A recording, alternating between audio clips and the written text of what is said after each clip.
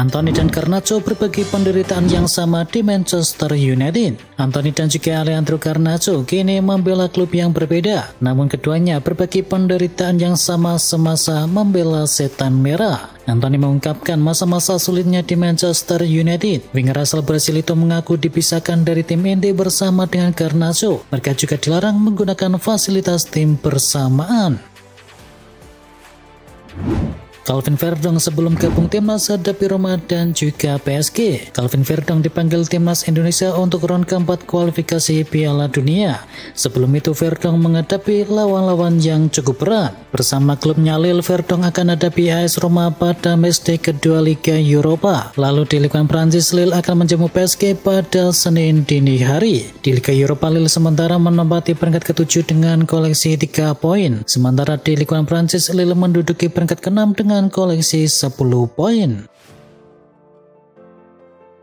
3 bintang Real Madrid kembali dipanggil timnas Brasil. 3 bintang Real Madrid resmi kembali masuk ke dalam skuad Brasil asuhan dari Ancelotti menjelang laga jeda internasional di bulan Oktober 2025.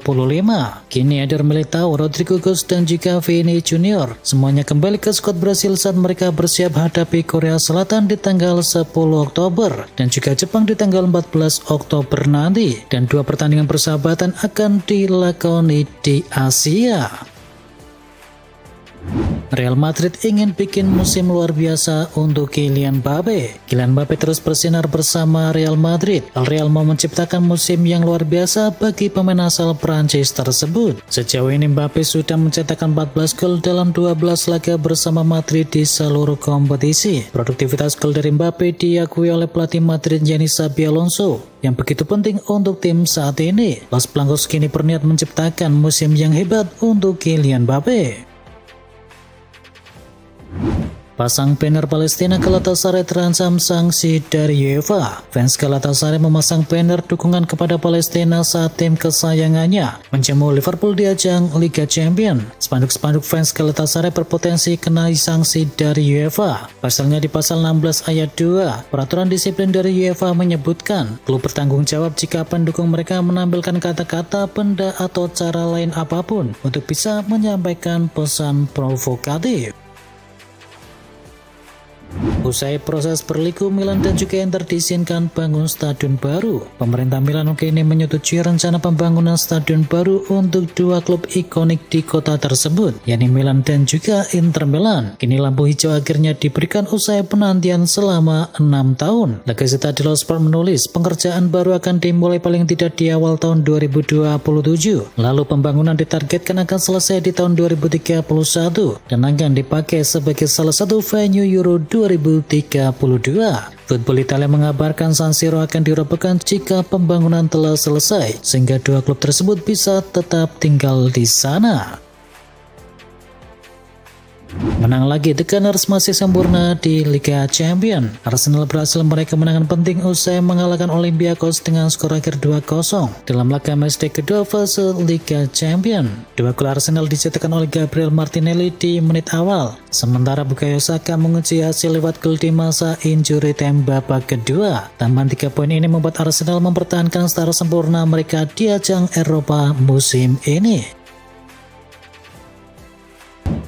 Gol telat Gonzalo Ramos bawa Les Parisiens tumbangkan Blaugrana. PSG berhasil mengalahkan Barcelona dengan skor akhir 2-1 di laga matchday kedua fase Liga Champions. Barcelona sempat unggul lebih dahulu lewat gol dari Ferran Torres sebelum PSG menyamakan kedudukan lewat Sandy Mayulu, dan Gonzalo Ramos kemudian menjadi penentu kemenangan lewat golnya di menit terakhir. Hasil ini membuat PSG mencatatkan kemenangan ketiga beruntun atas Barcelona di Catalunya, sekaligus menjaga momentum positif mereka di fase Liga.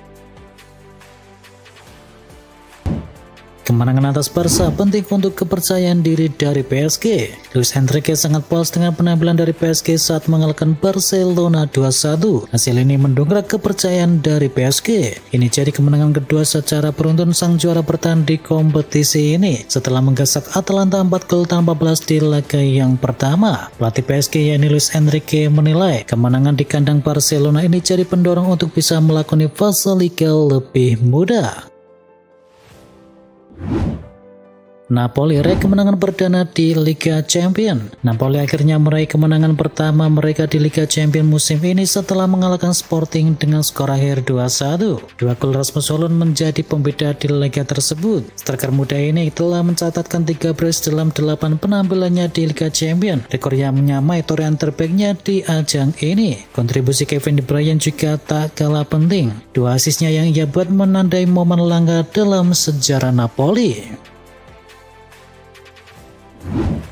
Florian Wirtz di Liverpool, transfer fantastis yang mulai jadi tanda tanya. Harus diakui ini adalah pengalaman perdana Florian Wirtz bermain di luar Bundesliga. Penyesuaian dengan bahasa, kultur, dan tempo Premier League tentu bukan hal yang sepele. Namun label pemain dengan harga selangit membuat publik menuntut hasil yang instan. Catatan minor seperti sering kehilangan bola, jarang menang duel, dan minim keberhasilan dalam dribble semakin menambah tekanan kepada dirinya.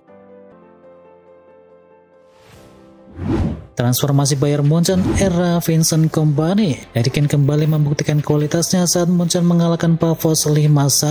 Menariknya, Bayern Munchen selalu mencetakkan minimal 2 gol di setiap laga. Bahkan 3 partai terakhir berakhir dengan pesta gol, 4 gol bersawang ke gawang Hoffenheim, 4 gol ke gawang Werder Bremen, dan juga 5 kali ke gawang Pavos. Secara keseluruhan, Kane sudah menorehkan 17 kontribusi gol di musim ini dengan torehan 14 gol dan juga 3 assist. Bernardo Silva mau tinggalkan Manchester City. Bernardo Silva memasuki tahun terakhir kontraknya dengan Manchester City. Pemain internasional Portugal itu nampaknya menuju pintu keluar dari klub. Seiring tanda tanya mengenai masa depannya di Manchester City, Bernardo Silva dikaitkan dengan comeback ke Benfica maupun merebut di Liga Arab Saudi. Bernardo Silva mengungkapkan dirinya mengisyaratkan telah membuat sebuah keputusan.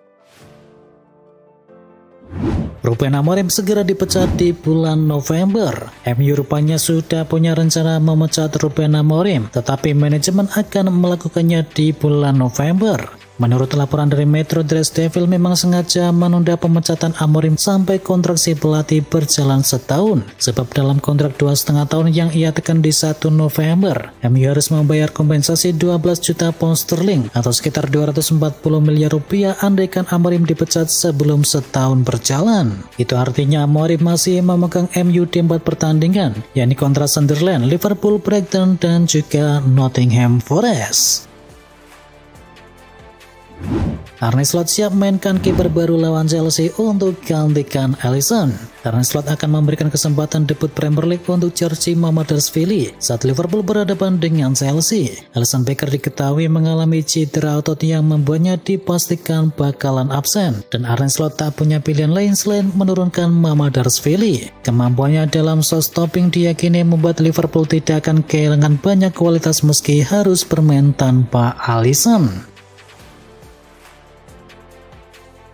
Alvarez cuek soal rumornya bakal ke Barcelona. Julian Alvarez terus dihubungkan dengan Barcelona, tetapi penyerang Atletico Madrid itu memilih cuek dengan rumor tersebut. Alvarez diketahui tampil moncer sepanjang musim pertamanya bersama Atletico Madrid. Meski gagal membawa klubnya meraih trofi, Alvarez bisa mencetakkan 29 gol di seluruh kompetisi. Barca rela lepas Dani Olmo. Barcelona sedang menghadapi periode krusial di bursa transfer setelah direktur olahraga mereka Yanni Deco bertemu dengan agen dari Dani Olmo di tengah kabar minat serius dari klub Liga Inggris yakni Newcastle United. Menurut laporan dari Sport, Barcelona terbuka dengan opsi menjual Olmo demi memperbaiki kondisi finansial mereka dan bisa mengumpulkan dana untuk mencari pengganti dari Robert Lewandowski. Laporan terbaru mengklaim bahwa Newcastle siap memecahkan rekor klub dengan tawaran mencapai 90 juta euro atau sekitar 1,5 triliun rupiah untuk gelandang serang tersebut. Jika terwujud, ini menjadi salah satu transfer terbesar dalam sejarah Newcastle United. Real Madrid masuk ke dalam daftar calon baru klub dari Kobbie Mainoo. Kobbie Mainoo menghadapi situasi sulit dalam karirnya bersama MU. Gelandang muda berusia 20 tahun itu semakin jarang mendapatkan kesempatan tampil sejak Ruben Amorim mengambil alih kursi kepelatihannya di Old Trafford. Situasi ini mendorong Mainoo untuk mempertimbangkan opsi pindah di Januari nanti demi mendapatkan menit bermain yang lebih konsisten. Menurut laporan dari Daily Mail, 3 klub besar Eropa kini masuk ke dalam radar sebagai calon destinasi potensial dari Kobbie Mainoo. 3 tim tersebut adalah Napoli, Madrid, dan juga Liga Atletico Madrid. Real Madrid sendiri dikabarkan menaruh minat untuk bisa menambah kedalaman skuad di sektor gelandang muda. AC Milan mulai dekati Robert Lewandowski. AC Milan dikabarkan tertarik untuk bisa mendaratkan Robert Lewandowski setelah sukses mendatangkan Luka Modric yang berhasil mereka daratkan di musim panas lalu.